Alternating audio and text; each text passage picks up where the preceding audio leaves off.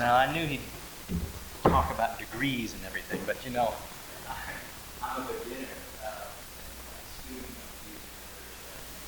The writings of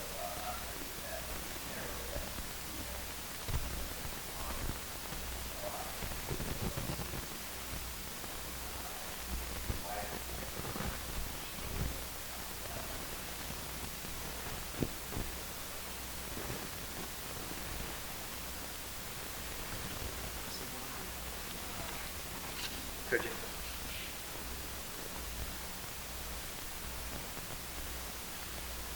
Great.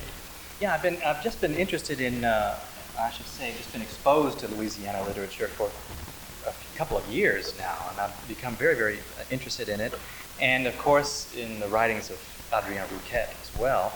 So it was really a thrill for me last year, it wasn't so long ago, last summer, to actually come down here, as Tom was saying, and make my first pilgrimage to Lacombe. And I do have some notes here. Can I sit down? I won't be too distant. But yes, and I was able to, I took the tour. Tom showed me all around, and it was really a thrill for me. I got to see the old monument. I'd read about the old monument. I'd been calling around asking if anybody knew where it was, and nobody did. And so Tom was the one who steered me to the monument and took some pictures, and I got to see the Bayou Lacombe I'd read so much about in Rouquet's poetry. I got to see, of course, the mysterious wooden bust in the museum. And I think the thing that stood out in my mind the most was the great oak, the live oak by Sacred Heart.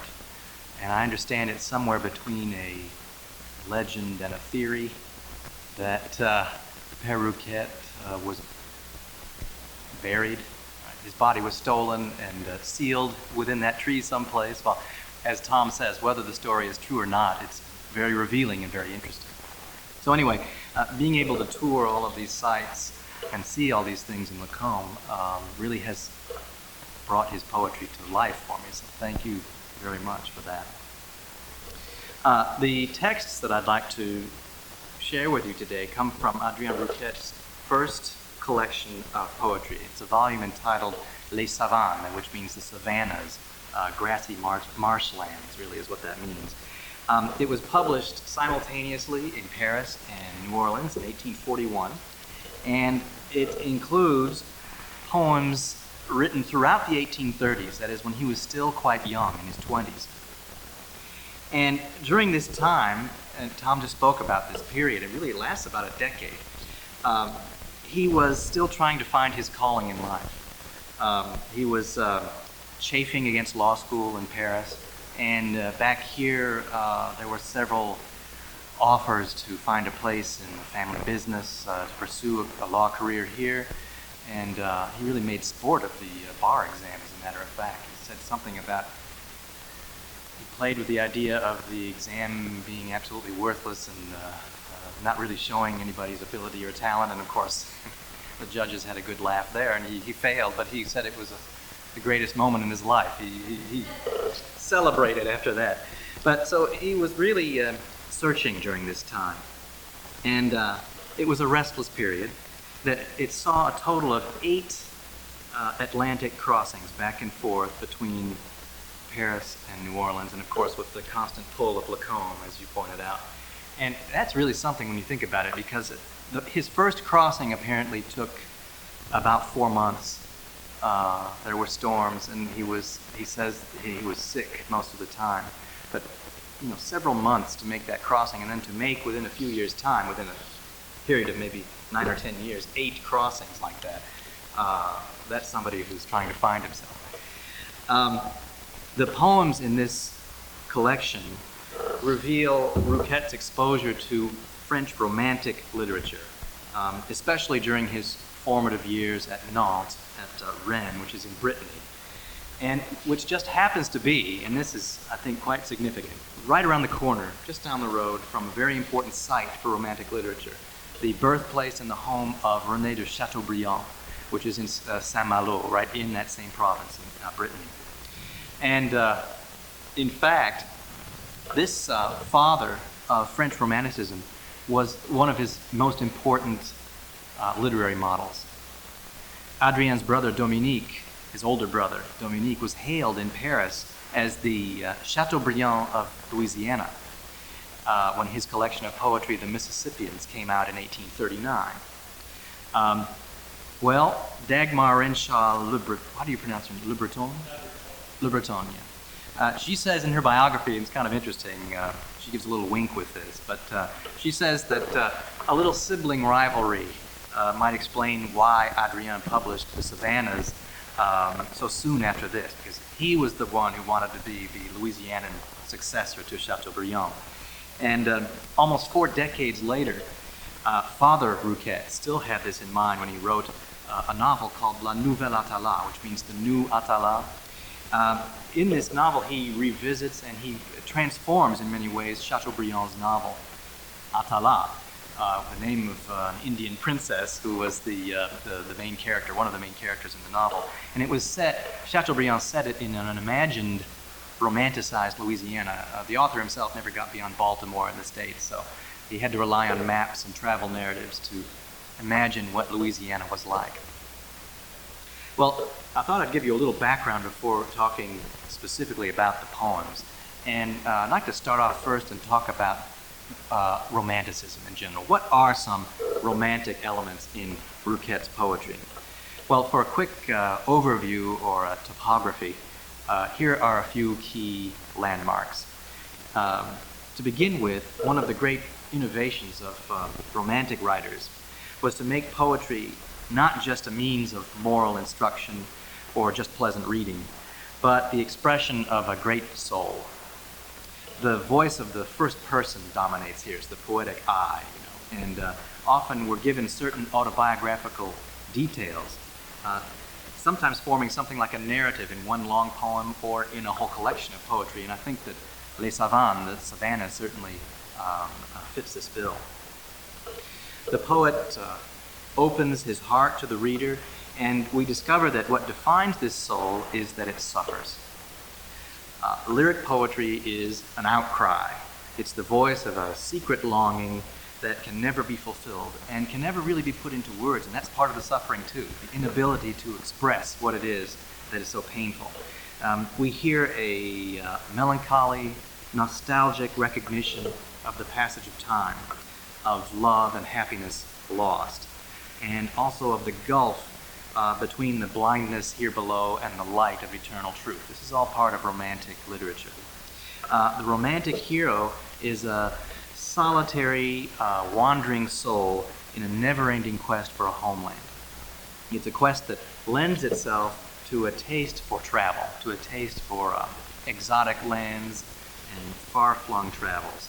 Chateaubriand's dispossessed young nobleman, René, and it's no coincidence that the hero of this novel has the same name as the author, René de Chateaubriand, patterned his travels after his own life. But René travels, as he puts it, across the oceans of the world.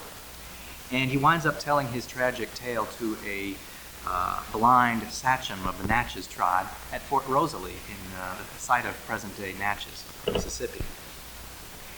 This sorrow without a name was really in vogue. It came to be in vogue in the first part of the 19th century because René had a lot of imitators. And some critics of the Romantics called it, the French expression is le mal du siècle, the secret ill or the malaise of the age.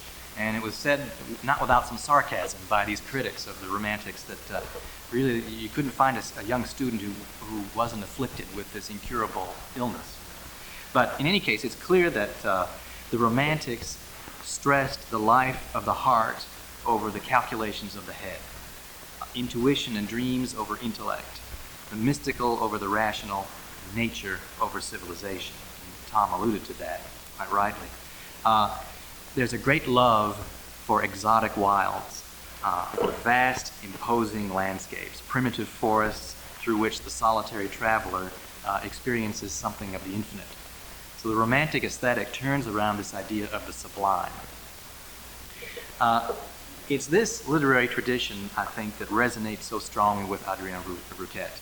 But he always felt that he had an advantage over other writers because he had been born and raised in a place that the likes of Chateaubriand could only dream of. And in fact, most Romantic writers cultivated this penchant for the mystical and the sublime only for its artistic and aesthetic value.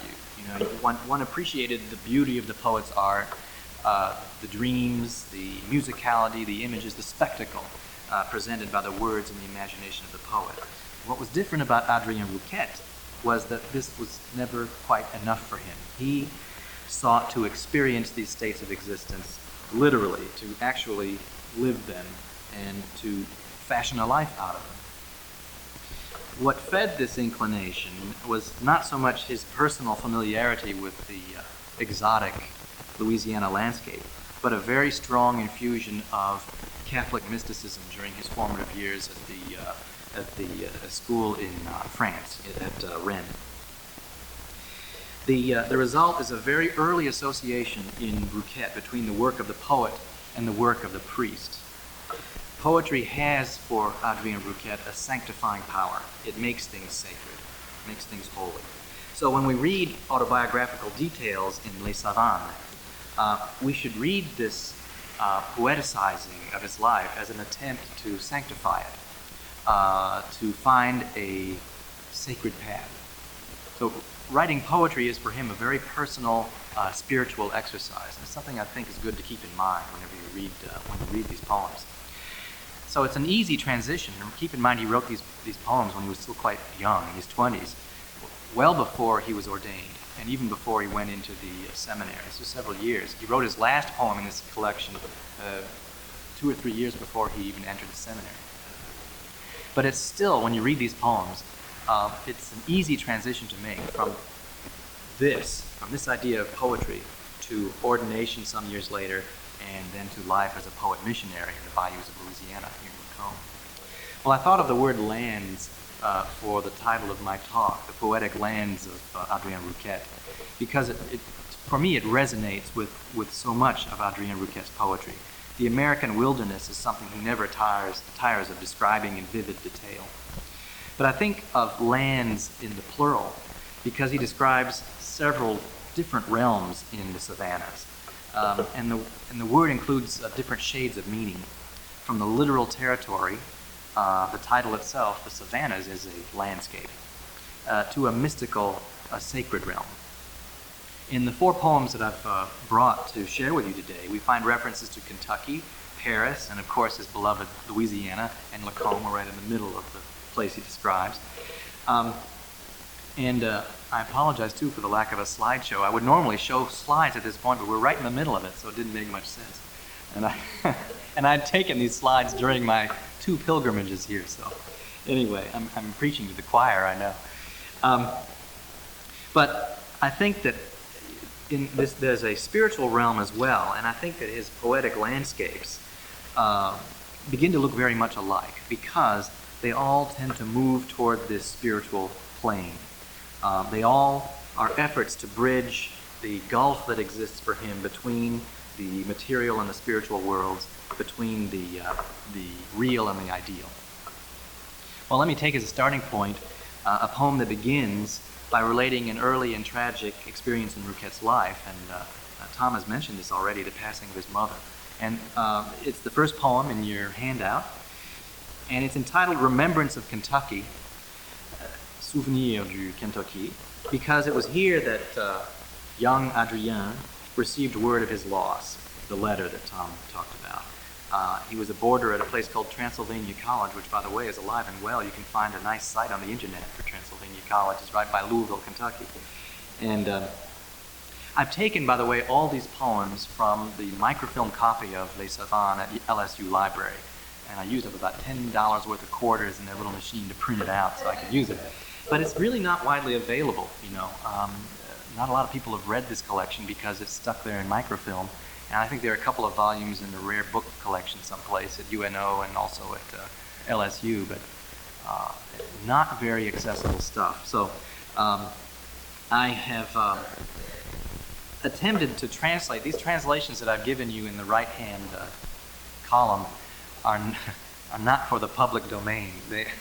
I prepared them just for this talk, and they're just to give you an idea, a literal version of what his poetry is actually saying, so you can follow along. What you don't get, which is very important, is very important things like meter and rhyme and assonance, the music of the verses. So I thought I'd just take this first poem, not the rest. Some of them go on for quite a length of time. But I thought I'd just let you listen to the original text, just so you get a feel for the meter and the rhyme. In general, Rouquette steers clear of a lot of the formal innovation brought to poetry by the likes of Lamartine and Vigny and Victor Hugo. These were great figures in French Romantic poetry, and they really transformed the poetic line, the verse line. But Rouquette uses a very traditional Alexandrian meter. It's the classical French verse line used in tragedies as early as the 17th and 18th centuries. And it was later picked up by the lyric poets. But as I say, with a lot of these poets transformed, broken up, expanded. But Rouquette pretty much sticks to this line with very little variation. It's made up of, the Alexandrian verse is made up of 12 syllables. And that's the basic unit of the beat. The rhythm is in syllables in French, unlike the English foot. But it's syllables that make up the basic rhythmic unit. And so there are 12 syllables in an Alexandrian verse with a break in the middle. So the rhythm is like this. 1, 2, 3, 4, 5, 6, 7, 8, 9, 10, 11, 12. So you get this da da da da da da da da da da da. It keeps going like that. And as I say, there's really no variation on this in Rouquette. And I think that this lack of formal poetic innovation speaks to his lack of interest in the purely aesthetic, formal dimension to his art. His focus really was on applying his poetry and all of its sanctifying power to his own life. I think that's really the crux of the matter for Adrien Rouquette. If you know a little French, you could follow along in the left-hand column. If not, follow along on the right. It's a pretty literal rendering, pretty much verse by verse. I might have caught a couple of typos, but I think it's clean. But if you don't know French, just follow along. I think you can still get a feel for the rhythm for that Alexandrian meter. And one final note, by the way, Louise was the name of his mother, who had passed away. So she was, yeah. So here's a reading of Souvenir du Kentucky. I'll do this in French. Enfant, je dis un soir, adieu ma bonne mère, et je quittai gaiement sa maison et sa terre. Enfant, dans mon exil, une lettre un matin, ô Louise, m'apprit que j'étais orphelin. Enfant, je vis les bois du Kentucky sauvage, et l'homme se souvient des bois de son jeune âge. Ah, dans le Kentucky, les arbres sont bien beaux, c'est la terre de sang aux Indiens tombeaux. Terre aux belles forêts, aux séculaires chênes, aux bois suivis de bois, aux magnifiques scènes. Imposant cimetière où dorment en repos tant de rouges tribus et tant de blanches peaux. Où l'ombre du vieux Boone, immobile génie, semble écouter la nuit l'éternelle harmonie. Le murmure éternel des immenses déserts, ces mille bruits confus, ces mille bruits d'hiver. Cet orgue des forêts, cet orchestre sublime, ô Dieu, que seul tu fis, que seul ton souffle anime. Quand au vaste clavier pèse un seul de tes doigts, soudain roule dans l'air mille flots à la fois. Soudain, au fond des bois, sonore basilique, bourdonne un océan de sauvage musique. Et l'âme à tous ces sons de l'orgue universel, l'homme tombe à genoux en regardant le ciel. Il tombe, il croit, il prie.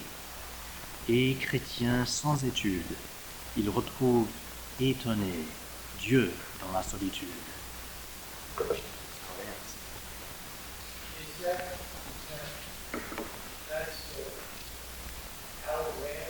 Yeah, could you hear the ta ta ta ta ta ta ta ta? Yeah, right.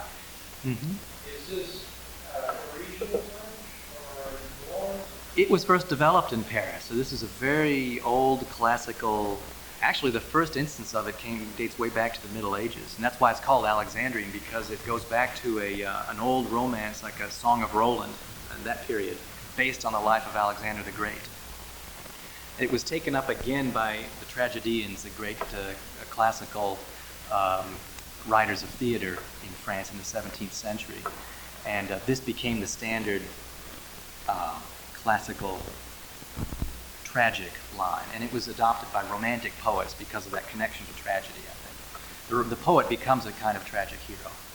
And I think that's one of the connections. I've noticed many people talk to is that a hate is not that speak of English. There's a difference here than the way people talk in all Well, this is not, and probably was not even then, conversational French. This is not quite the same. You heard me, you might have caught, if you had a little French, you might have caught me pronouncing some silent E's. E's that are normally silent at the end of words in conversational French, but that to meet the demands of the meter are pronounced when you're reading poetry, to fit the Alexandrian line. Let me see if I can find an example of that. If you see, well, in the third verse, you have enfant dans mon exil, and you see that une, that's an article, a letter, one morning. And normally you just pronounce that une, the e is silent. But to make the line, that becomes a separate syllable, to make the full 12 count. And so it becomes une lettre, une lettre. So that's poetic pronunciation, really. It's poetic diction. And it doesn't have to be too pronounced. It can be just a hint of a syllable, but it has to be there nonetheless to fit the rhythm. Well, did you write in Creole? not poetry, but later in his life he did. He wrote a dialogue, and I'm afraid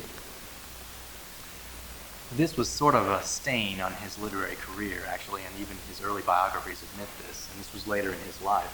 He was lampooning Creole French and very much looking down on it, and really was incorporating some elements, some ideas that unfortunately were common, some prejudices that were common to the time within his community. So he wasn't free from those, but this was the last thing that he published, and he may even have suffered from mental illness at the time that it was published. So,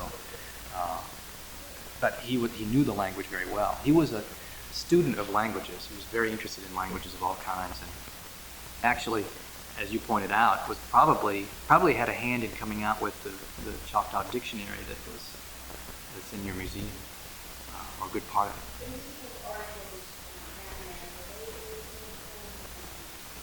Newspaper articles on most of his newspaper articles were published in French in the Propagateur Catholique. He was involved with the editing of that paper, and he also contributed a lot. Yes. Well, getting back to the poem on Kentucky, Remembrance of Kentucky, Rouquet's biographers have had no trouble spotting the event in his life to which this poem refers, and it's been cited in his context as an expression, and rightly so, as an expression of his great sorrow and loneliness upon receiving this letter. But stopping there can be a bit limiting and a little bit misleading even, because we have to keep in mind that this poem was not written at the time that the actual event took place in 1825. It was written some 13 years later. It should then not be treated as a simple historical document. The receipt of the letter is being remembered here through a poetic filter. We often think of this as embroidering in a sense that borders on, for us, falsification, because I think we're a little bit too conditioned to value objectivity all the time. But that's unfair in this case. Rouquet is very deliberately transforming this biographical event into something meaningful to him at the time, something that becomes a part of his own personal myth, and something that allows him, in a sense, to recuperate the loss. It was one of the functions of his poetry. When you examine this closely, the biographical event quickly turns into something quite different. Young Adrien had, in fact, made many friends at his school, and he was looked after by wealthy friends of the family. He most certainly was not abandoned in the wild after the death of his mother. And yet that's the impression you might have when you read this poem. He learned that he was an orphan, and then he beheld the wild Kentucky woods. What's more, and this This part might have struck you as a bit strange. It did me when I first read this poem. This fantasy of being left alone in the wilderness is anything but frightening in this poem. On the contrary, if you read this, the great woods, the great forest holds a real fascination for him. There are the beautiful and majestic trees, the Indian lore that he speaks of. He even conjures up the ghost of Daniel Boone, whom he had admired. This was Boone country in Kentucky, and he had admired Daniel Boone in those days, and he had always wanted to follow in Daniel Boone's footsteps, to be, alone in the wilderness with his faithful dog as his only companion. The poem moves toward a mystical climax addressed to God, almost in the form of a prayer, or better yet, a hymn. The forest becomes a vast cathedral, resounding with the harmonies of a divine music, a universal organ, ultimately leading to a union with God. So when you consider that the receipt of the letter takes up only the first 5 verses, and the remaining 22 verses are rhapsodic about the wondrous forest, in which he's been supposedly left behind, it's almost as if, seen through this poetic filter 13 years later, the news of his mother's death becomes, through this transformation, a liberating event. It allows him the personal freedom and solitude he needs in order to discover and strengthen his faith. This is a theme he'll revisit throughout his literary career. The heroine of his novel, the novel that I mentioned before, the New Atala, the one that was based on, or really was a revision of Chateaubriand's novel. Well, the heroine of this novel simply wanders away from her family one day when they're taking a walk, because she is instinctively drawn to nature and to a solitary existence in the forest. For the first few days, I should say, she feels sorry for her parents because she knows that they're worried about her and she knows that there's a search on. But after a few weeks, she's still alone in the forest and she's making a life for herself, and she realizes that the search has probably been called off. She's probably now considered dead, and this is liberating for her. She can now concentrate, she can focus on pursuing this life as a hermit, which is something that she had always wanted all along. She then pursues the same mystical contemplation of the forest cathedral and the divine harmonies of nature that we see expressed in this poem, Remembrance of Kentucky. Before that work, sometime in the 1850s, Father Rouquette had published an encyclopedic volume called Apologie de la vie solitaire, ou La Thébaïde en Amérique, which means a defense of the solitary life, or, this was a subtitle, the Thebaides in America. Thebaides. I'll tell you what this is. This is a text in which he passionately argued for the pursuit of solitude in the wild. And the Thebaides, La Thébaïde, refers to a district in Thebes, in Egypt, within Thebes in Egypt. And why does he refer to this? Because this is where St. Anthony and the Desert Fathers founded the first monastic Christian communities in the 3rd and 4th centuries. And so what he's doing is comparing Louisiana, comparing Lacombe to the first monastic communities. La Thébaïde. Yeah. That took some... Well, that's fine. Go right ahead. Well, anyway, I brought this work up because he wrote it specifically for the bishop's eyes. He wanted the bishop to read this because he'd been begging to be allowed to establish a hermitage. This is really before he started to make contact with the Choctaws as a missionary. At first, his real desire was to establish a tiny hermitage that would accommodate from time to time fellow enlightened souls who might also desire a solitary life in the wild. This was his dream. And it just goes to show to what extent Father Rouquette's work, this was a volume, this was a literary volume, a compendium really, but it shows you how much his work was devoted to living out his poetic ideals. And of course, to a large extent, he succeeded. The second poem of your handout, I've translated as Longings for Paris. it helps us to see a little bit more clearly how this desire to form an elite spiritual community relates to the work of the poet and his medium. At the beginning of the poem, we see him under one of his beloved oak trees with a small gathering of friends. Now, a biographer might read into that the company of his brothers, with whom he also, now Tom has mentioned they were also poets. A couple of his brothers were also poets. And he very often enjoyed reading poetry with them and just talking about theology, talking about life in general, in just this kind of a setting. But here in this poem, he doesn't name anybody among his friends. And so through this poetic filter, can we not also imagine a small gathering of enlightened fellow pilgrims, the kind that he dreamed of attracting to his hermitage? The opening verse is telling, so I can figure out where I had put this. Here it is. The opening verse is interesting. We seem to have caught them in the middle of a conversation, beginning with his response. And he says something like, "That's it, you hit the nail on the head. You're right, I am crying. And, if you insist on knowing the secrets of my heart, here's why." So we start out with this, "Oh, yes, you have said it."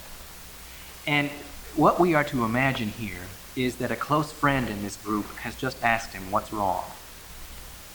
And we may think of the role of confidant or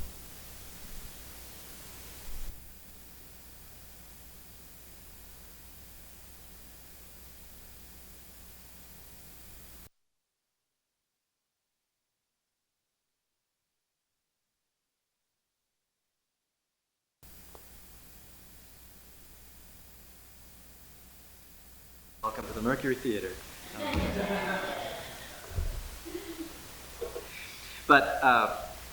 But here we see this theatrical device being applied to lyric poetry and to the poet, again, as hero. We see an example here of how the poet, the first person, the poetic soul, functions as a tragic hero in this case. And we discover that he weeps with sadness because he longs to return to Paris, and he feels exiled on Louisianan shores. And just as an aside, you can see by the postscript that this poem was written in New Orleans. Keeping in mind that this is a restless period for the young Rouquette, we see that he's never happy where he is. In Louisiana, he misses Paris, and we'll see in the next poem, he's in Paris and he misses Louisiana. So he's like Chateaubriand's wandering René, the dispossessed romantic hero. And he makes this connection in this poem explicit. In the second part of the poem where he identifies with René, he says, "Je comprends René, I understand him, I identify with him, and I know him very well." But listen to how he describes the Paris that he misses. And here I'm just after content, so I'll just cite this passage in English from the translation. He says, "I long for Paris, Paris where a bookseller is found on every corner." Do you see where I'm reading? You don't have to find it if you don't want to, but on the first page, "I long for Paris," yeah. Where a bookseller is found on every corner, and actually that's still the truth, nothing much has changed. Paris where knowledge, all brought together, restores to withered brains their creative power, where the spirit each day drinks in wisdom, where man, meditating in secluded silence, may peruse so many dusty books, so many eloquent manuscripts from the obscure past." Unquote. Paris is usually described, even within the poetic tradition, as a cosmopolitan center, just buzzing with activity. It's the place of the hurried crowd, par excellence. And yet, the poet here has managed to transform this great capital city into a hermitage. It's a place where you can meditate in seclusion. It's an odd kind of contradiction in Paris. And it's a place of silence. And this is what he means by literary Paris. He's careful to make that distinction. He says, "I miss Paris, but literary Paris." And it's a way for him to have a gathering of souls while maintaining a solitary life. The dusty books overcome all barriers of time and distance to allow a silent meeting of the minds. And this is ultimately what I think he's doing in those first few verses that I just talked about. The second person address, "Yes, you have said it," where we're playing the role of confidant. It brings us, right, the second person address in the you form, it brings us, we the readers, into the company of his friends. And we are his ultimate confidants, the few enlightened souls who will read and appreciate Les Savants. And he says in his preface to this volume that he well knows, he recognizes that this is not a volume for the masses, that only a few will pick up this book and appreciate it. But it's to those people, that spiritual elite, that he addresses these poems. And so we can consider ourselves fortunate in this room, being one of the spiritual elite. The written word, then, this is the point that I'm trying to make about his poetic medium. The written word, then, separates and isolates, but it ultimately unifies and allows us to go beyond the limitations of space and time. We can see this in Rouquet's literary Paris, but also, if you recall, in the letter that announced his mother's death in remembrance of Kentucky. The written word, which is here represented very clearly by the letter, marks a separation and a loss, but it also liberates and it leads to transcendence. Well, let me turn to the third poem in your handout, Sorrows of a Creole Student Exiled in Paris. And I'm sure Tom's going to ask me, why did I translate the same word two different ways? Regret is a difficult word to translate. It's like the word for pain. You know, it can be a literal pain, or it can be a spiritual pain, a moral pain. And this is kind of like regret. Regret in Paris can be the literal sense of regrets. It can be longing, so there's nostalgia involved. It can be sorrows. And I kind of just had to pick and choose what the emphasis was in each poem. And I think that in this case, before he was missing Paris, and so I opted for longings. And in this case, the next poem, I'm translating the same word as sorrows. Just a question of a slightly different nuance, the way I read it.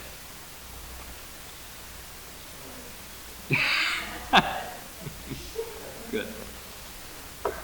But in the previous poem, he was in Louisiana longing for Paris, and now, as I mentioned, he's back in Paris, and he's desperate to return to Lacombe. Again, the poem comes into being as a response to an imagined confidant. Yes, you're right, I admit it, I long for Louisiana. This is how the poem comes into being. He's weary of Paris, and we can detect some of the, and Tom mentioned this, we can detect some of the left bank decadence in the sounds of pleasure and in the suggestion of absinthe as he drinks himself into fleeting oblivion. But very soon his mind is back in Louisiana, back in the great American wilderness. Kentucky or Louisiana, the dream is the same, a life of solitary, ecstatic contemplation of nature. I must have my woods back, he says. I must have my oaks. But the dream of a solitary life in the wild takes on a new twist in this poem. Let me read some revealing verses on the second page. And it's the one that begins, oh, above all. It's a 1, 2, 3, 4, 5, 6th verse on that second page of this poem. And I want to read this in French for this little section, just a few verses. He says, he's talking about things that he must have back. He must have his woods back, and then he continues with that series of things that he must have back by saying, oh, surtout, il me faut ta hutte, heureux Chactas. Il me faut la prairie où s'égare tes pas. Oui, fils de la forêt, ton sort me fait envie. Je voudrais avec toi recommencer ma vie. Libre alors je vivrai comme un oiseau dans l'air, ayant pour nid de l'herbe, et pour toi un ciel clair. Libre alors je vivrai, voyageur solitaire, n'ayant qu'un chien chéri qui m'aime sur la terre. Libre enfin, je mourrai sur le sauvage bord, étendu sur le sol comme les arbres morts. Et mon chien près d'un corps sans croix, sans mausolée, triste, mourrait aussi, mais l'âme inconsolée. Oui, Chactas, je le dis, je voudrais être toi. And that's where I'd like to stop here. There's another reference, by the way, to Daniel Boone and his dog. Did you catch it? But the chief incarnation of the solitary life here is this time the happy Choctaw. We see in the last verse I read, I should like to be you, foreshadowing of his future work as a missionary among the Choctaws. And I think also why he was so proud of the name that was given to him, Chataima, which he understood to mean, I understand there's some disagreement about that, but he understood that to mean like a Choctaw. Uh, I read in a volume that you gave me, actually, there was a woman interviewed who said that this was the common belief, but in fact it means something totally different. But is that right? Yeah. So I understand there's some disagreement, but what's important is that Father Rouquette believed this meant like a Choctaw, and apparently this is what he was told. But here in this poem, he even goes beyond that. That's a simile, like a Choctaw. He wanted to erase the like. His ambition was not just to be like a Choctaw. His ambition was to be a Choctaw, to turn the simile into a metaphor, in a sense. As a transition to the last poem I've brought with me, I'd just like to underline a pair of verses that I've just read that leapt off the page for me in this passage. It's when he imagines himself in death, and he compares his stretched out body to a fallen tree. These are two metaphors, then, that followed throughout his life and work, really get to the core of who he was and what his ambition was. In life, he longed to be a Choctaw. I think in death, he most wanted to be a tree. And of course, this is probably due to the Choctaw belief surrounding the greatest tree of them all for Rouquette, the live oak, that he internalized so thoroughly this desire. In fact, there was a rumor about when just shortly after he started his work as a missionary here with the Choctaws, there was a rumor apparently in New Orleans that he was actually living in a tree, in a live oak.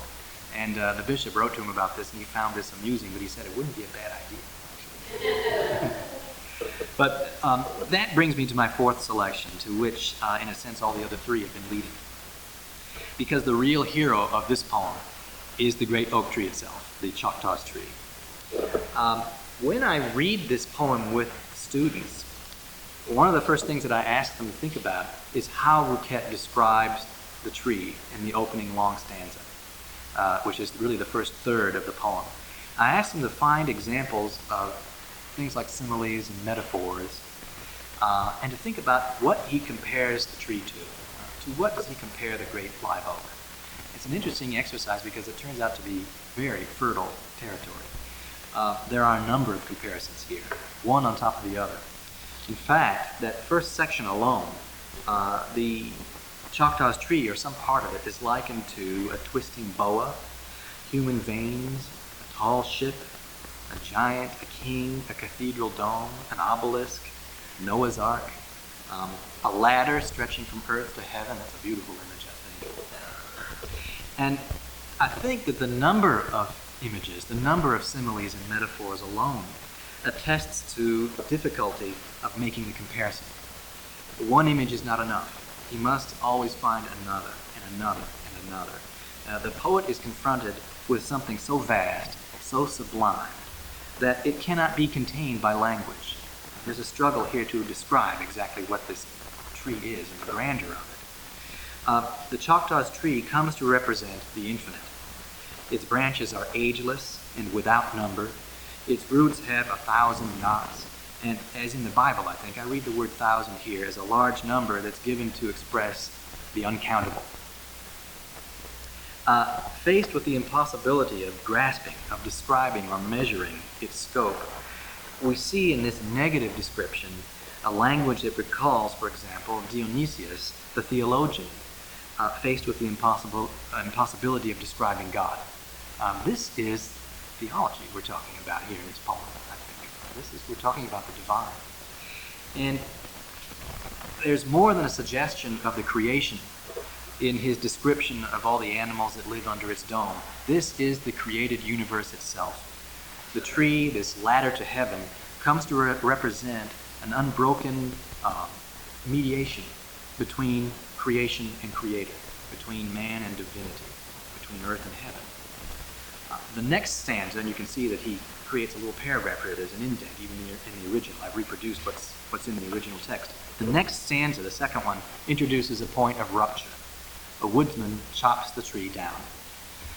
Let me read those few verses in French because I want to explain my translation a little bit. I'm going to start right in that insert then, at the beginning of the second stanza, where you read "well then" on the right and "eh bien" in French. And I just want to read a few verses, and I'll do it in the French again too.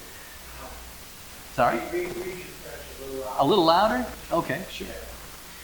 Eh bien, cet arbre roi, ce géant des forêts, cette arche, cette échelle aux infinis degrés, un homme aux muscles forts, un homme à rude tâche, suant des mois entiers, l'abattit de sa hache.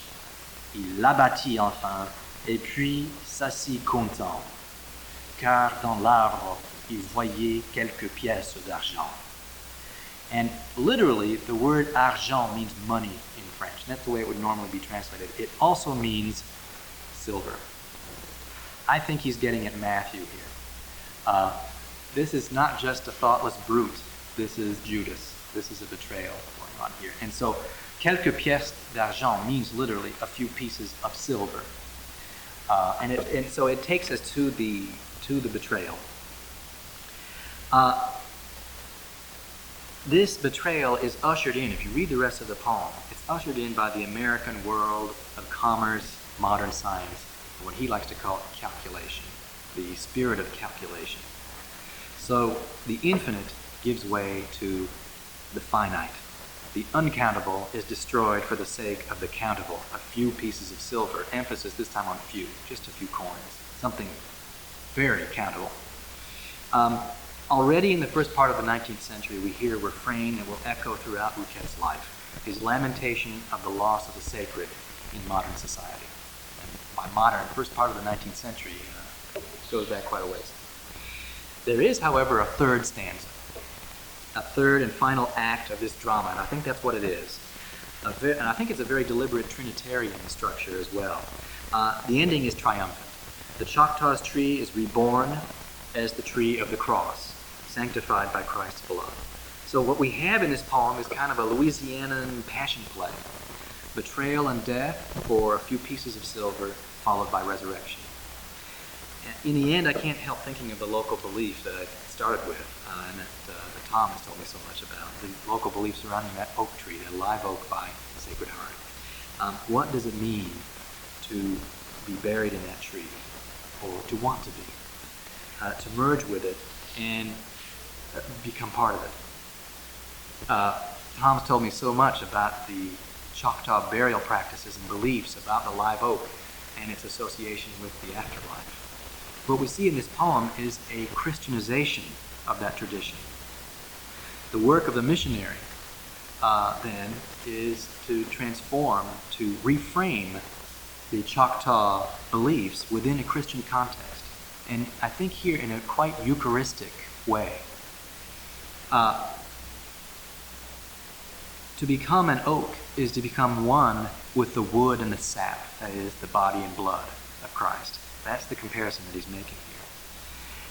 And I think the verses of Les Savants in general show us that union with God is the ultimate desire of the poet.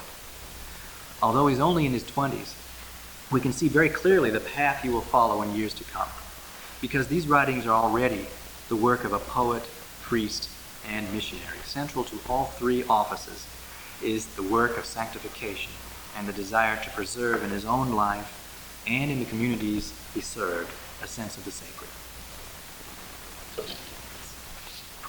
Yeah, what I had better. Want me to go on for another hour? Boy, when you speak French, well, I need to talk.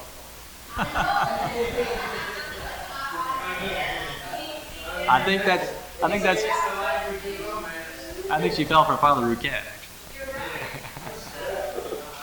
I've never heard it read like that.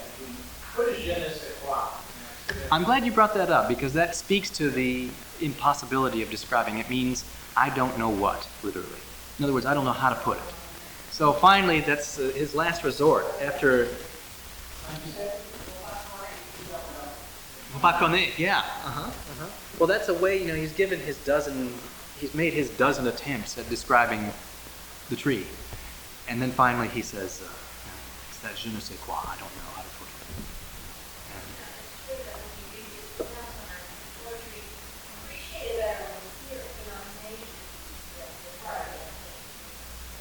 Well, I think these are verses that he read to his family members and friends who came to visit him too. I think that's something that would have been heard in Lacombe along the bayou. At the Nook.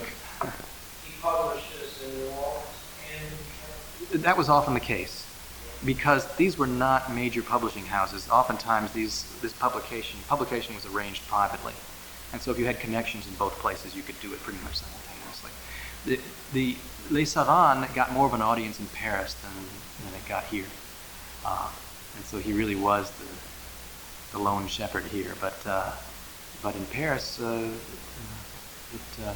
it was received, this volume was received enthusiastically. That's right.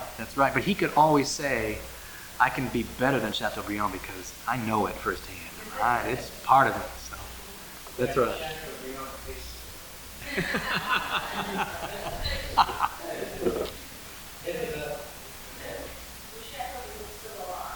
Oh yes, and he knew Chateaubriand. He was an older man by then. That's right. Yeah. And if I didn't know better, when he talks about drinking himself into oblivion, silent oblivion, that sounds a lot like poetry by Baudelaire, if you know his poetry. But the symbolist poets don't come until a little bit after when he was writing, so I couldn't make that connection, but that's very much a part of the milieu there. Absinthe was already a popular drink, a drug, I should say. Yeah. And it was outlawed, as a matter of fact, because it caused a great many social ills and a lot of health problems. But it still is outlawed, as a matter of fact. It was hallucinogenic. So it was something, yeah. That I don't know. It's aged in normal. That was whatever was in there. That's what gave it that hallucinogenic. Yeah. So when...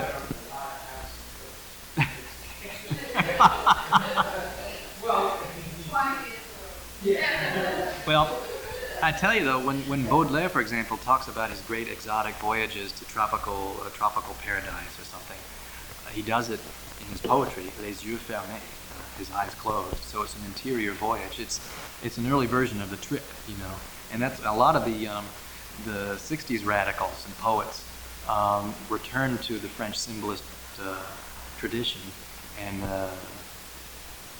I can remember, as a matter of fact, that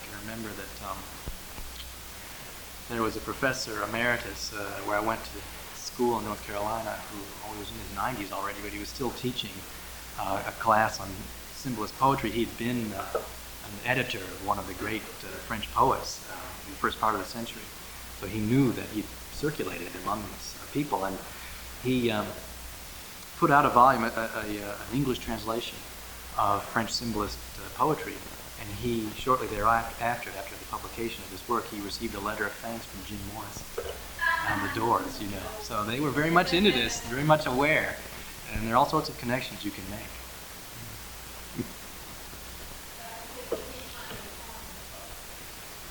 No, you can't. These have not been published and or reprinted, shall I say. Like the New Atala, that novel. There's a thesis out. You can get it at ULL Library. It's available. And then I believe also for teaching purposes, a version of it is available online, as a matter of fact.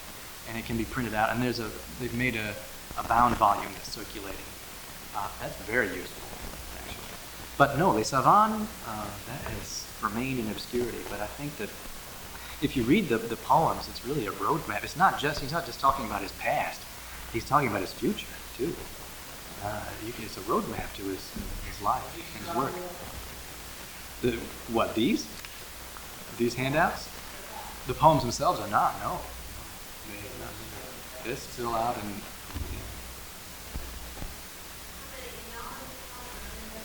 Oh, my goodness. Well, I have the table of contents. It's several dozen. Yeah. Very fine print, and it goes over 2 pages, table of contents. So, but I think these were some of the best written poems. He also has a poem on Ushola, the Indian princess, the Indian woman that he fell in love with. Yes. Very romanticized. I don't know when it was written, but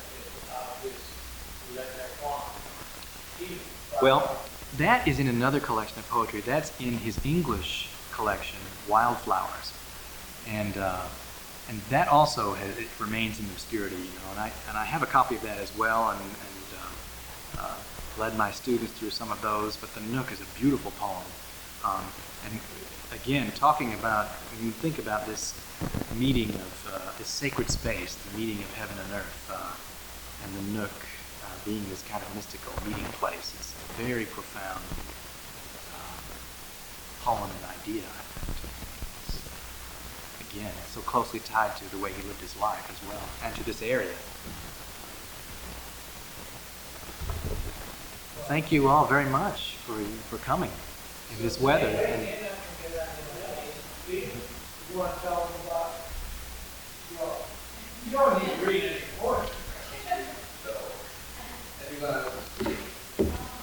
oh, it's the weather, huh? Let's take a break. And then I'll read the Nook. This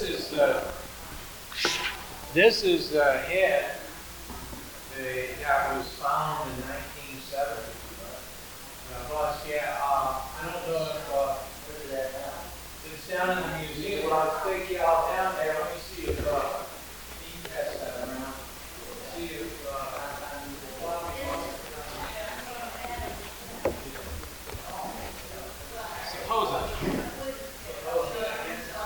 if y'all want, we can go down to the museum and you can see the bus. Yeah, I got it. What time is